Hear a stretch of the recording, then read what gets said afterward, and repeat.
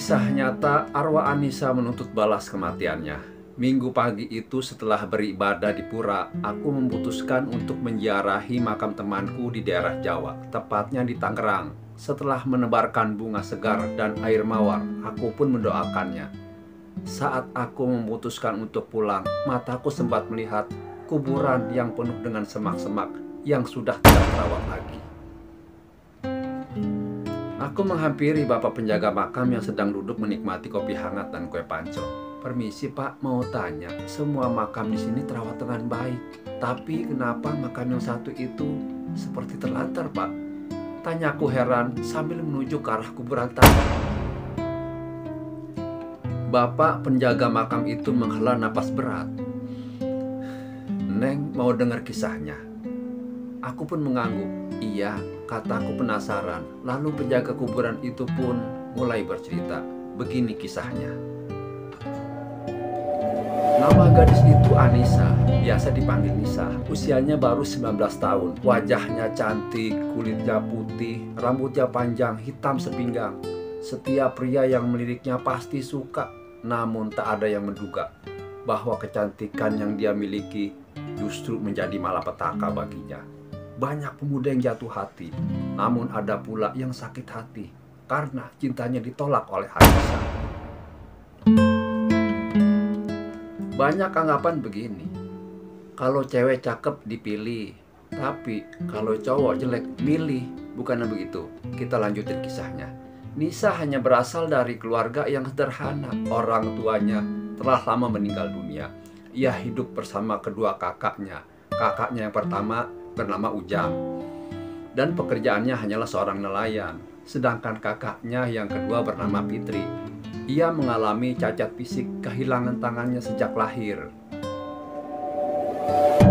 Namun kemiskinan tidak membuat Nisa putus asa. Setelah tamat SMA, ia bertekad untuk membantu kakaknya yang pertama bekerja, yaitu Bang Ujang, yang kerja sebagai nelayan. Nisa bersyukur diterima kerja di Moon Hospital sebagai office girl. Walaupun penghasilannya tidak besar, tapi setidaknya ia bisa sedikit membantu kakaknya Fitri yang sangat menyayanginya. Uangmu gunakan aja untuk keperluan kamu Nisa, kata Fitri. Tapi Nisa selalu keras kepala. Ia tetap ingin membantu meringankan kebutuhan dapur. Melihat adiknya yang tulus membantu, kedua kakaknya selalu bersyukur. Suatu hari, Ujang, abangnya, bertanya kepada Nisa, apakah kamu tidak kepikiran untuk punya pacar? Nisa menjawab dengan senyum. Nisa belum kepikiran sampai ke sana bang, kata Nisa dengan suaranya yang lembut. Suatu sore, Ujang, Fitri, dan Nisa sedang menikmati pisang goyeng dengan teh manis hangat buatan Nisa. Mereka bertiga bingung dengan kedatangan Luki dan ibunya ke rumah. Kedua tamu itu berpakaian sangat rapi seperti bawa kondangan. Tapi begitu tahu maksud kedatangan mereka, Ujang, Fitri, dan Nisa terkejut. Tapi yang paling terkejut adalah Nisa. Niat kami kesini untuk melamar Neng Nisa menjadi menantu kami, kata ibunya Luki. Mendengar penuturan ibu Luki, tentu membuat Ujang dan Fitri sangat bahagia menerima lamaran itu. Tapi tidak dengan Nisa. Nisa belum kepikiran untuk menikah. Nisa ingin kuliah untuk mewujudkan cita-cita menjadi perawat. Karena itu Nisa bekerja untuk meringankan beban keluarga, kata Nisa menolak dengan halus. Ucapan Nisa itu tentu membuat Luki kecewa ya. Namun ibu Luki merayu Nisa supaya menerima lamaran Luki. Kalau Neng Nisa mau kuliah, mudah saja. Setelah menikah nanti, ibu akan menjual sebagian tanah peninggalan milik almarhum ayahnya Luki untuk membantu biaya kuliah Neng Nisa. Nisa mau, kata ibu Luki. Akang pun akan membantu kehidupan kedua kakakmu, kata Luki tegas. Luki sebenarnya pemuda yang cukup tampan, sangat serasi bila bersanding dengan Nisa. Mendengar rayuan dari ibunya dan Luki, Nisa hanya diem. Aku merasa Kang Luki bukan jodohku. Hati Nisa berontak. Semuanya kakak serahkan padamu Nisa. Aku dan Bang Ujang sebagai kakak hanya bisa mendoakan yang terbaik untuk kamu. kata Fitri. Nisa merespon dengan menggeleng lemah, menunjukkan kalau dia benar-benar belum ingin nikah. Perilakunya membuat Luki sangat kecewa. Ya sudah Luki, mungkin Neng Nisa belum mau nikah. Pernikahan tidak bisa dipaksakan, kata ibu Luki menasihati. Luki merasa sangat malu. Ia memandang Nisa penuh dengan dendam. Sebenarnya Nisa mengenal Luki. Pria itu bekerja di tempat yang sama seperti Nisa. Bedanya Luki menjadi supir ambulan di Moon Hospital, sedangkan Nisa menjadi office girl. Sikap urakan Luki yang suka mengganggu wanita membuat Nisa tidak suka. Ia pun tidak menduga kalau Luki tiba-tiba datang melamarnya. Pandangan saya sebagai lelaki, mestinya Luki ngomong dulu sama Nisa. Sebelumnya ada pendekatan, dia demen gak sama kita. Memang betul sih, si Nisa emang gak ada orang tuanya, tapi kan kita menghormatin perempuan juga. Ini kalau udah begini kejadiannya, waduh, repot, malu. Kita lanjutin. Kejadian Nisa menolak Luki ternyata membuat Luki patah hati dan tidak memberi pembalasan terhadap Nisa. Kalau saya tidak bisa menjadikan Nisa sebagai istri, maka orang lain pun tidak akan pernah bisa, gumam Luki dalam hati. Minggu demi minggu berlalu, kejadian penolakan itu dipikirkan biasa aja oleh Nisa dan kedua kakaknya, yaitu Fitri dan Bang Ujang. Nisa pun seperti biasa melakukan aktivitasnya sebagai office girl di Moon Hospital yang jaraknya sekitar 2 kilo dari tempat tinggalnya. Hingga pada suatu hari ada peristiwa yang membuat kedua kakak Nisa khawatir. Hingga larut malam begini, kenapa Nisa belum juga pulang ya bang? Tanya Fitri cemas. Bang Ujang, pergilah kemana kek, cari Nisa sono, kata Fitri lagi.